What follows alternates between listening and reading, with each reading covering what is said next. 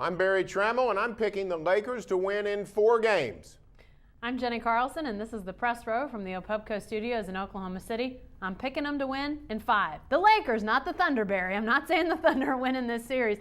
Is there any chance Oklahoma City even makes this an interesting series? Well, I think the regular season series gives some hope to Oklahoma City. Thunder won 1 of the 4 games and did it in blowout fashion, lost twice in tight games by 3 points. Lakers won a relative blowout. So Oklahoma City actually matches up pretty well, but I just think it's such a experience mismatch. First time playoff teams don't fare well in the playoffs. You're going against the stately Lakers who have the chance to defend their title. I just think it's a bad setup for the Thunder. Obviously, the Thunder have to start on the road, have to go to LA for a couple games to start with.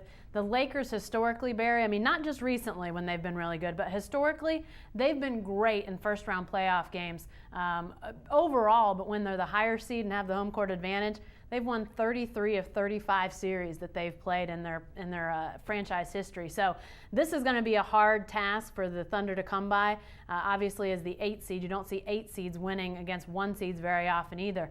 But I do think that there's at least a win in there for this team. I think they'll come back here to Oklahoma City. I think people will be fired up. And like you said, Barry, this isn't the most horrendous matchup for the Thunder. It's not like there's something that the Lakers have that the Thunder have no answer for. So I do think that they have a chance to win a game, and I think they will win 1, but then I think that'll be the only highlight of this series for this team. This series would be a lot more interesting, I think, if the Thunder was entering the playoffs on a high note. Thunder played very poorly the last couple of weeks of the year. Up until the last 2 weeks of the year, the Thunder was playing as good as anybody in the West. Up there with Utah, up there with Denver, up there with Dallas, with everybody. But they seem to have hit that wall that sometimes young players hit. Not a physical wall where you get tired, but a mental wall where mentally the fatigue sets in. That's what I've seen out of the Thunder.